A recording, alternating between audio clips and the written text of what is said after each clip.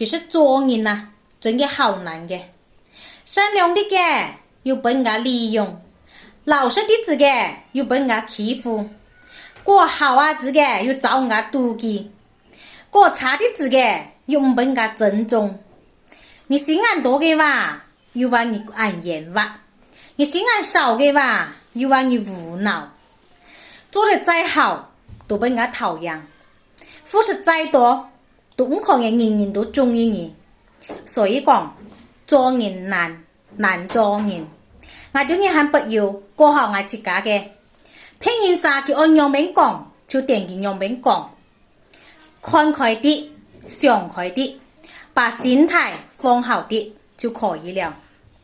大家呢，你讲係嘛？